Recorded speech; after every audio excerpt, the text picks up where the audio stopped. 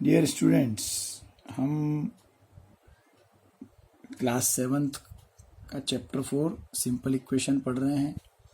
Exercise 4.1 और exercise 4.2 के first 3 questions इसके पहले के वीडियोस में हो चुके हैं।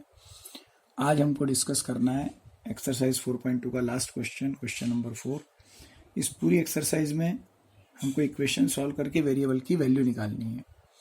एक्सरसाइज 4.1 में भी एक क्वेश्चन है जिसमें इक्वेशन को सॉल्व करते हैं, लेकिन वो ट्रायल एंड एरर मेथड से किया था हमने।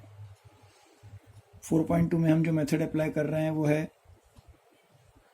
अगर कोई नंबर वेरिएबल के साथ प्लस या माइनस में है तो उसको दोनों तरफ अपन उल्टा कर देते हैं। प्लस है तो माइनस, माइनस है तो प्लस। अगर मल्टीप्लाई में है तो डिवाइड कर देते हैं, डिवाइड में है तो मल्टीप्लाई कर देते हैं। क्वेश्चन नंबर 3 में हमने कॉम्बिनेशन किया है। एक ही इक्वेशन में प्लस भी दिख रहा है, मल्टीप्लाई भी दिख रहा है, या फिर मल्टीप्लाई भी दिख रहा है, डिवाइड भी दिख रहा है, तो उनको हमने 2 स्टेप में किया था। क्वेश्चन नंबर 4 में भी इसी तरह की प्रैक्टिस करनी है। इसमें ABCD से लेके KL तक मतलब टोटल 12 हैं। इसमें मैं कुछ डिस्कस करूंगा, बाकी आप लोगों को सेल्फ ट्राई करना है, जिससे आपको ये पता चलेगा कि आपको कितना समझ में आ रहा है। हम सबसे पहले डिस्कस करेंगे इसका बी पार्ट। अगर बी आपको समझ में आ गया तो ए उससे और सिंपल है।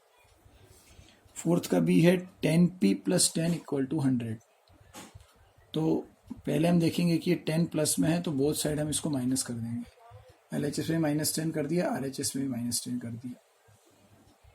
100 - 10 RHS में आ जाएगा 90, और LHS में +10 -10 कैंसिल आउट होके बचेगा 10p। तो हमारी इक्वेशन कन्वर्ट हो गई बहुत सिंपल सी इक्वेशन में, 10p = 19। ये आपके सेकेंड क्वेश्चन की तरह का हो गया। अब इसमें वेरिएबल के साथ 10 मल्टीप्लाई में है तो हम बोथ साइड्स कर देंगे डिवाइड। 10p/10 = 90/10। 10 से 10 कैंसिल, p 90 को 10 से डिवाइड करके आता है 9। सो p = 9 ये इस इक्वेशन का सॉल्यूशन हो गया। इसके बाद c आप ट्राई कीजिए, मैं आपको डी करवा देता हूँ। सी ऑलरेडी सेम है, सिर्फ माइनस का डिफरेंस है। डी में दिया है -p/3 = 5। तो जिन्होंने इसके पहले के क्वेश्चन अच्छे से समझे, इसके पहले के वीडियोस देखें, उनको ये तो बहुत इजीली समझ में आ जाएगा। 3 डिवाइड में है तो दोनों तरफ मल्टीप्लाई कर देंगे। 3 से 3 कैंसिल, LHS में बचेगा -p और RHS में बचेगा 5 3 = 15। अब ये -p की वैल्यू है 15, हमको p की वैल्यू चाहिए। सॉल्यूशन मतलब वेरिएबल की वैल्यू होती है। इस माइनस को खत्म करने के लिए क्या करेंगे, दोनों तरफ -1 से मल्टीप्लाई कर देंगे। 1 से किसी नंबर का मल्टीप्लाई होता है तो नंबर चेंज नहीं होता, लेकिन माइनस से माइनस मल्टीप्लाई होकर प्लस हो जाता है।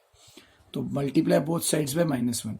इसका माइनस खत्म करने के लिए हम ये नहीं कर सकते कि सिर्फ इसको -1 से मल्टीप्लाई कर दिया। इक्वेशन में जो भी हम एक्टिविटी परफॉर्म करते हैं वो दोनों तरफ करनी पड़ती है। तो -p और -1 का मल्टीप्लाई करके p हो जाएगा, और 15 का मल्टीप्लाई जब -1 में होगा तो -15 हो जाएगा। तो p = -15 ही आंसर आ जाएगा। इसके बाद नेक्स्ट हम डिस्कस करेंगे h, क्योंकि इसके बीच के EFG इजी हैं। h में थोड़ा अलग दिख रहा है, 3s = 0। अभी तक इसके पहले किसी इक्वेशन में शायद RHS में 0 नहीं होगा, कोई ना कोई नंबर रहता था। तो प्रोसीजर वही अप्लाई करना है। 3 मल्टीप्लाई में है तो दोनों तरफ डिवाइड कर देंगे। 3 से 3 कैंसिल, वेरिएबल बचा s, LHS में 0 / 3, 0 / एनी नंबर, आंसर तो 0 ही होता है। तो s = 0 इस इक्वेशन का सॉल्यूशन हुआ। 3s = 0 का सॉल्यूशन s = 0 ही है। तो इक्वेशन वाले चैप्टर में किसी वेरिएबल की वैल्यू 0 हो सकती है, वो भी आंसर हो सकता है। इट मीन्स ये वैल्यू ऐसी हो जो इस इक्वेशन को सेटिस्फाई करेगी। और एक हम डिस्कस करेंगे k 2q + 6 = 0। फिर से वही प्रोसीजर है। +6 है तो पहले इसको खत्म करने के लिए दोनों तरफ से 6 को माइनस कर देंगे। +6 - 6 कैंसिल आउट, बचेगा सिर्फ 2q, और 0 - 6 का आंसर होता है -6। अब हम बोथ साइड्स 2 से डिवाइड कर देंगे।